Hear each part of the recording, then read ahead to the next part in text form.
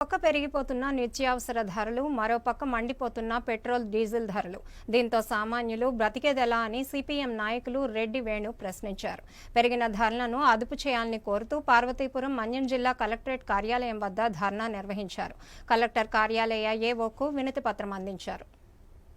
పెరిగిన నిత్యావసర వస్తువుల ధరలు, పెట్రోల్, డీజిల్ ధరలు తగ్గించాలని కోరుతూ సిపిఎం ఆధ్వర్యంలో పార్వతీపురం మన్యం జిల్లా కలెక్టర్ కార్యాలయం ఎదుట నిరసన తెలిపారు. ఈ సందర్భంగా సిపిఎం నాయకులు రెడ్డి వేణు మాట్లాడుతూ రాష్ట్రంలో కూటమి ప్రభుత్వం ఎన్నికల్లో ఇచ్చిన హామీలను తక్షణమే అమలు చేయాలని, అదేవిధంగా రాజ్యాంగ వ్యతిరేక జమిలీ ఎన్నికల విధానాన్ని నిలిపివేయాలని డిమాండ్ చేశారు. దేశంలో పెట్టుబడిదారులను మరింత బలపరిచే విధంగా కేంద్ర ప్రభుత్వం వ్యవహరిస్తోందని, అలాంటి విధానాన్ని తక్షణమే వెనక్కి తీసుకోవాలని కోరారు. రాష్ట్రంలో విశాఖ ఉక్కు కర్మాగారాన్ని ప్రైవేటీ చేసే ఆలోచనను కేంద్ర రాష్ట్ర ప్రభుత్వాలు మానుకోవాలని అన్నారు. రాష్ట్రంలో బాలికలు, మహిళలపై జరుగుతున్న దాడులను అరికట్టేందుకు కూటమి ప్రభుత్వం కఠినమైన చర్యలు తీసుకోవాలని డిమాండ్ చేశారు. అనంతరం జిల్లా కలెక్టర్ కార్యాలయంలో ఏవోకు వినతి పత్రం అందజేశారు.